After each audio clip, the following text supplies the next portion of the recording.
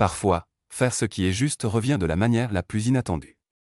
Cet homme a risqué sa vie pour sauver une lynx enceinte coincée sur une falaise, et ce qu'elle a fait ensuite vous laissera sans voix. Debout au bord du vide, il savait qu'il était en grand danger. Ses mains gelaient et il ignorait combien de temps encore il pourrait tenir. Il n'était pas censé escalader seul, mais ce jour-là n'était pas un jour comme les autres. Son cœur généreux l'avait entraîné dans cette situation périlleuse.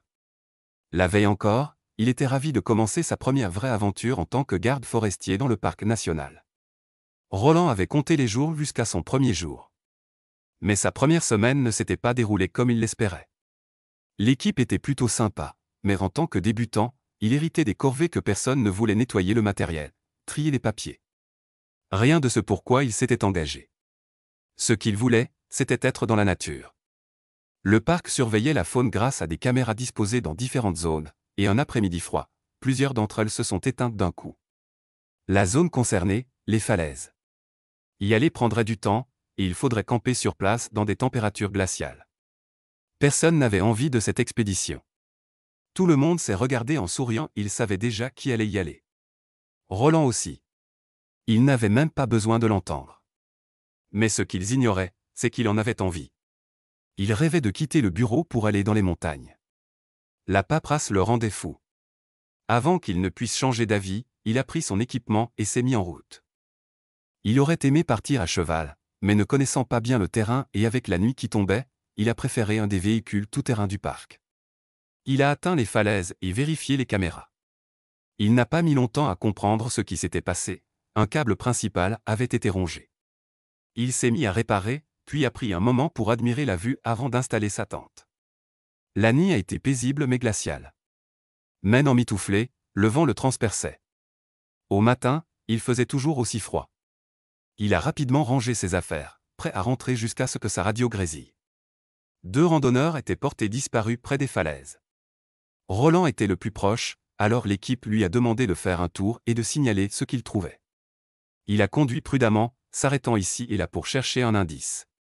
Il a scruté les collines et même les bords des falaises, mais tout semblait désert.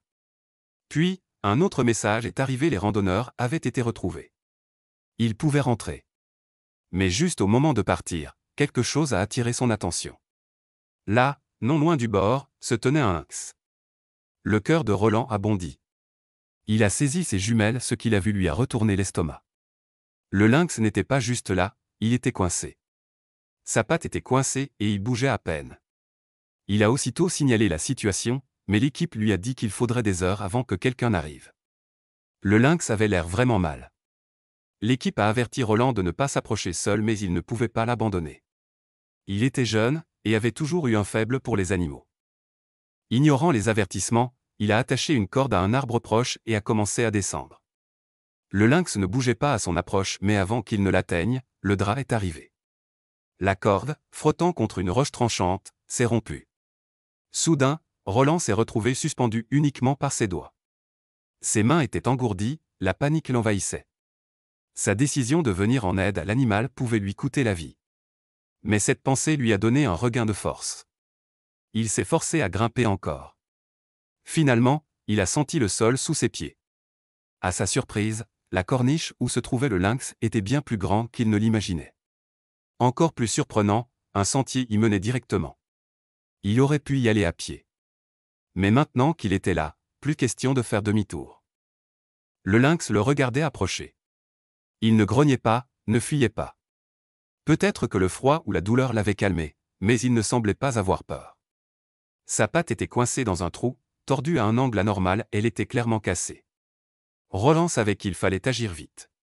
Le parc avait un vétérinaire, mais cela prendrait trop de temps. Il a pensé qu'il serait plus rapide de l'emmener lui-même à la clinique. Il était petit pour un lynx et presque immobile. Roland s'est accroupi à ses côtés, tentant de cacher sa nervosité. Le lynx a sursauté quand sa main s'est approchée, mais n'a pas attaqué. Doucement, il a commencé à creuser autour du trou. Petit à petit, il a libéré la patte. Tremblant, il a enroulé sa veste autour du lynx pour le réchauffer, mais aussi se protéger s'il paniquait.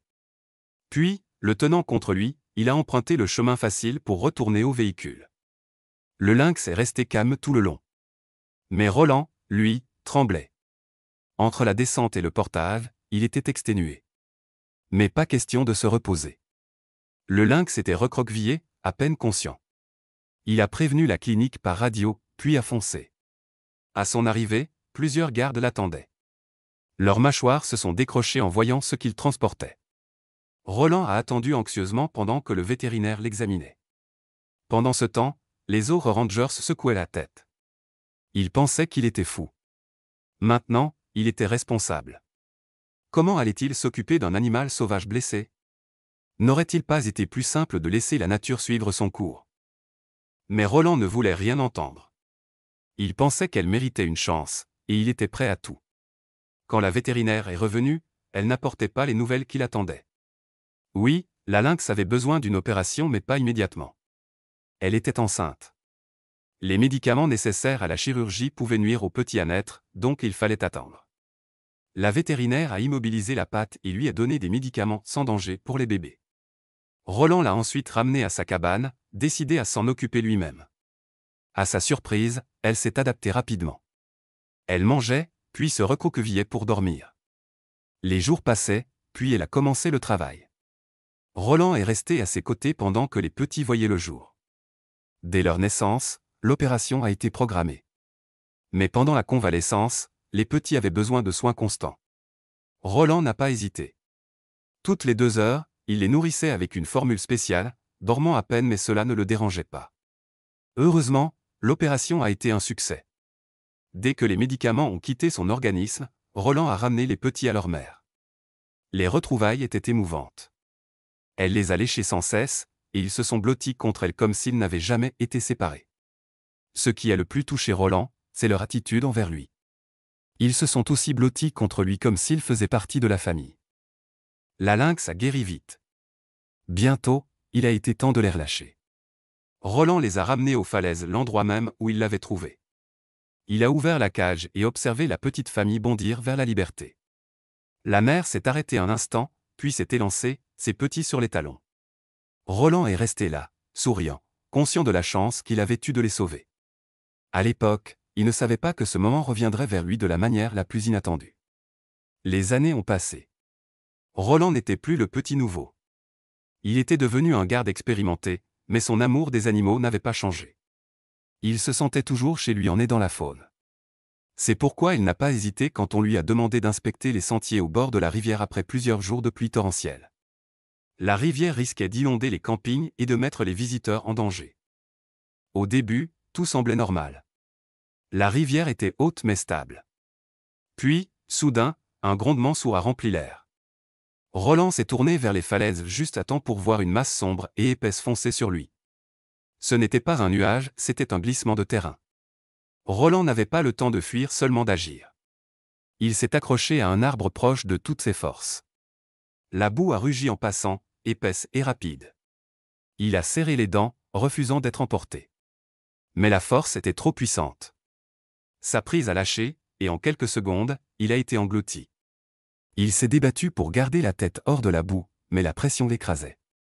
Des débris le heurtaient, la douleur était intense. Quand le glissement s'est arrêté, Roland était coincé.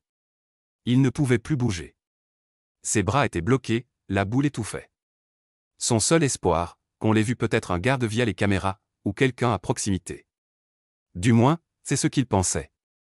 Ce qu'il ne savait pas, c'est que quelqu'un l'avait vu tomber. Une paire d'yeux familiers l'observait au loin. La lynx s'est approchée lentement du flanc boueux, émettant de petits sons incertains. Le souffle de Roland s'est arrêté, c'était elle. La même lynx qu'il avait sauvée des années plus tôt. Elle restait à distance, mais sa présence le réconfortait. Il se sentait moins seul. Puis elle a tourné les talons et a disparu. Le cœur de Roland s'est brisé. Les larmes lui sont montées. Il pensait qu'elle l'avait abandonné. Mais non. Elle avait couru chercher de l'aide. Elle a trouvé un groupe de rangers. L'un d'eux l'a reconnu immédiatement. Les anciennes cicatrices sur sa patte le confirmaient. Elle grognait, tournait en rond, puis regardait derrière elle, attendant. Il n'a pas fallu longtemps aux rangers pour comprendre qu'elle voulait qu'ils la suivent.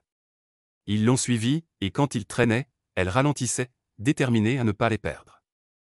Elle les a menés droit au bord du glissement de terrain là où Roland était enseveli. Ses yeux étaient fermés, sa respiration faible.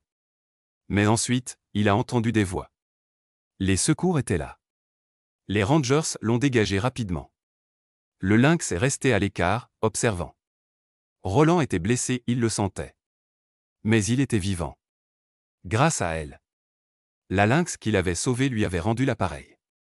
Il a été transporté en hélicoptère à l'hôpital avec une épaule déboîtée, un bras cassé et des côtes fracturées. La convalescence a été longue. Mais quelques mois plus tard, Roland était de retour sur pied et sur le terrain. Si elle ne l'avait pas retrouvé, les choses auraient pu finir très différemment. Mais parce qu'il lui avait un jour montré de la compassion, elle la lui a rendue et cette fois, cela lui a sauvé la vie.